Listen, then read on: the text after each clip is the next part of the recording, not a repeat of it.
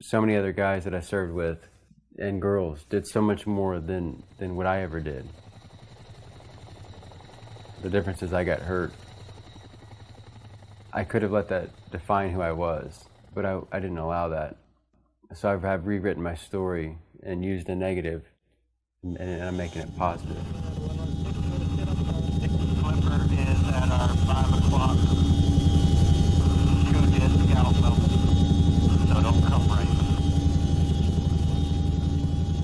I was born at July 16, 1984, and lived primarily in Kansas and Missouri my whole life. So I graduated in 2002. I didn't immediately enter into the military. I went to college for a couple of years. My brother was in the Marine Corps. I was going to follow his footsteps. But when I went to the Marine Corps, they couldn't guarantee me a job, a position. So I went next door to the Army recruiter, and I made it right in on that side. And so June of 2004 is when I enlisted in the Army. So at that time, I had a young son, and so I knew that I needed to be close. I wanted to go active duty. That was I was set on that. But knowing that I could be in the Army and still be around my son, and that's why I joined the Army Reserve. I enlisted in the Army Reserve unit in New Century, Kansas. It's the Chinook helicopter unit.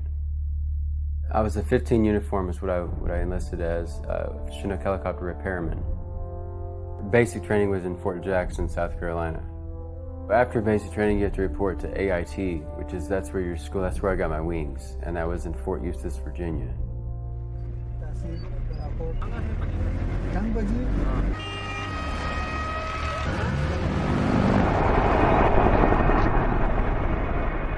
So there was an earthquake in Pakistan, and that was a humanitarian mission, so we got called up fast. It was a quick turnaround on that, so we got mobilized, and then we went directly into Afghanistan for the combat mission.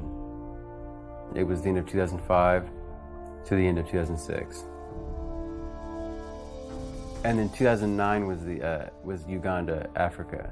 That was the humanitarian mission to Africa. So sometime before the Africa trip, I converted to the crew chief side of things. And so when I went to flight, I was Bravo Company 7 of the 158 Aviation Regiment out of Gardner, Kansas. The Chinook has 5 crew members, 2 pilots, and then 3 backseaters. I loved flying, especially night under goggles. That was my favorite thing ever. So we deployed in 2011 to Afghanistan in support of Operation Enduring Freedom.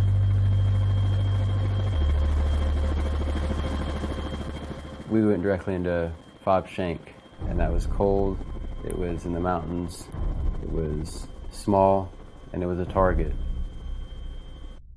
Extortion was that was going to be the call sign for our company. June 25 was the day that my crash was, and so we traveled from Shank to Jalalabad for this multi-day resupply, infill, exfil of troops type of event. I remember bits and pieces of it, and that's generally the difficulty that I have with telling my story. Right? It's almost as if I'm telling somebody else's version of my story without certainty. I recall the briefing. I recall going to the chow hall, getting some food, and then heading out to the aircraft. The 5 of us were out there, and we snapped some photos, and little did I know that would become like the infamous image for us and for the other Extortion 17 crash. The crew of the 5 of us from Extortion 17, we've got Brian Nichols, Kurt Kuykendall, Buddy Lee, John Brooks, and then myself, Zeke Crozier on the far right. The Chinook's, it's big, it's a target, and so we lived at dark. Plus, you want to get these guys when they're not alert and awake during the day. So we had some ground guys, infantry. The mission was to infill troops into LZ Honey Eater. It was really windy, it was really dark, zero lume, and you're under goggles 100%. It's a full house, and so obviously the Chinook has 2 engines. But that altitude and that much weight, it's not going to operate with one engine. And so I was on the ramp. My job was to clear the trees and clearance, and then, clear to come down. The terrain at where we were landing was a mess. It was rocky. It was, uneven. You get trees. We passed the trees, and I said clear to come down. And then I called out RPG at the 6 o'clock position, and I thought it missed. And then I called out small arms. Again, I wasn't certain if it hit us or not. Buddy had said that he went to pull thrust and full power to pull back up, and the number 2 engine was pegged. So basically, the number 2 engine, we lost that. That was the side that the RPG and the small arms, was coming from. It's estimated that it's somewhere between 100 and 150 feet that we dropped. I was on the ramp. I was tied in, connected from the helicopter to my back, and so I got thrown around when we landed. I was knocked unconscious, and so somewhere on the ramp is where I was laying. I'm not sure how any of the guys got out other than the ramp, but I imagine them all climbing over me out the back of the ramp. Blessed to have a couple amazing pilots, the way that they managed that and held the stick, but they landed flat, and everything that was supposed to happen on the helicopter did. The fuel pods, they popped off, and then the aft pylon rotated around to the right side the way it's supposed to. Whether it was part of the pylon getting ripped off as well, but it's like a can opener. It just kind of peeled the roof off the backside. Everybody, rolled out, rallied up, and then they found out, I guess, at some point they said, "Hey, where's Zeke? Zeke's not here." So they all had to come back and find me. I guess my ear was bleeding from what they said. They said my left leg, they splinted it because they thought it was broke. So the impact to the right side of my head affected the left side of my body, and so partially paralyzed immediately. One of the squad leaders, he said, "We saw that guy who was on the ramp, he died. He was dead. They thought I was gone." I think initially they said there were like 3 or 4 heroes. To be considered a hero, it means you're gone. So I was called a hero initially. It's pretty amazing that no one was killed in this crash, especially seeing the photos. They called in another Chinook, myself and Kurt Kuykendall on the right gun. He was injured pretty badly as well, and so him and I both were medevaced out. I was taken to Bagram, Afghanistan, and then from there I was sent to Landstuhl, Germany. And then once I was stable enough, they sent me to Bethesda, Maryland. When I was in Maryland, I was essentially in a coma. That's where Lacey and my mom met me. Once I was well enough and out of the coma and ready for some kind of rehab, I was flown to the VA hospital in Minneapolis, Minnesota. You excited to be out here, Zeke? Basically, it was like I had a stroke. So the left side, my muscles would drop, my face drooped. I had to relearn my motor skills, walking, speech again. And so that's what I suffer from, is a traumatic brain injury, and it's unseen, right? I still appear and look like I'm normal.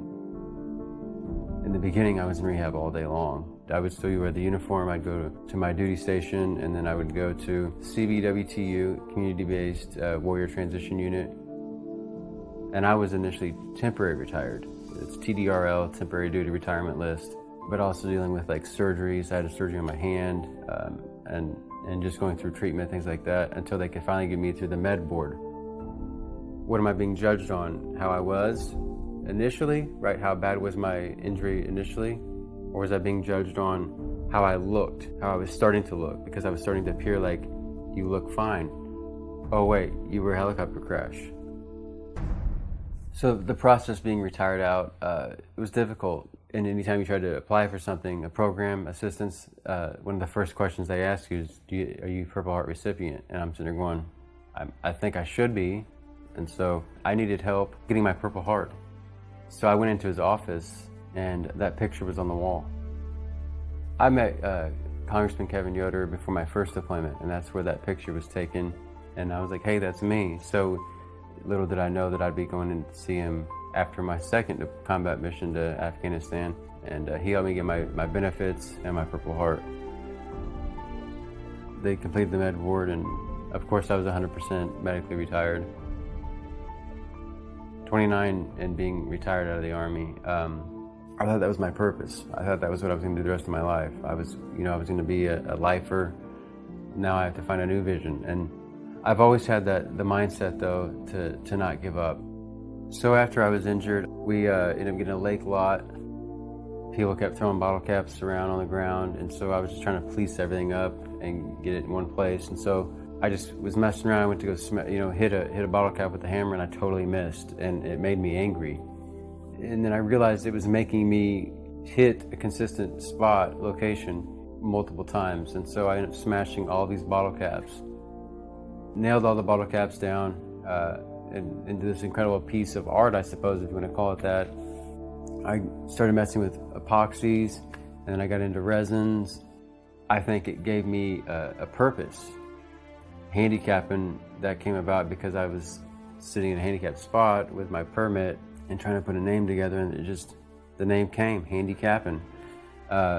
People wanted to purchase these things, and so it was like, here's my outlet for income. And then as my story continues on, I want to help people, right? And so now Handicapping has become an organization that can create art, and that the money, the income that's generated from selling my art, auctioning it off, that can be gifted basically to the organization or nonprofit and impact and affect lives.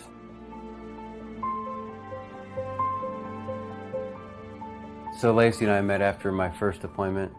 So we had both of our kids. I've got 3. My oldest boy is 16. Chase and Gunner, Lacey and I had them before my last deployment.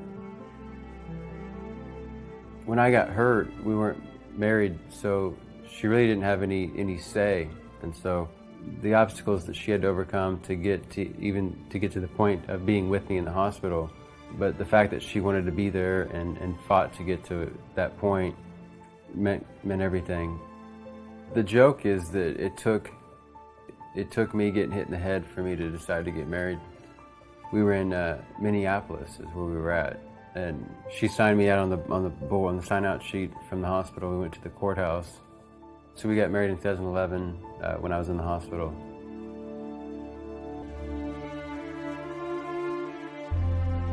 There's 2 Extortion 17 crashes, and part of my legacy is to honor the fallen. And every time I get an opportunity, I like to talk about the other crash, the other Extortion 17, the true heroes. And so Brian Nichols was the pilot on my crash. He was also the pilot in the other Extortion 17 crash where they were all killed. So that's a hard pill to swallow. I think that's why I have the passion to continue with what I'm doing now, and my art, and remembering them and honoring them any way that I can. I'm a Chinook guy. I'm proud of being a hooker. That's what they call us. Once you're in the hooker community, you're part of that community, and it's like a band of brothers. So it looks like we're about 30 minutes ahead of schedule. What's our airspeed? About 100. 100. Okay. Sounds like we're making our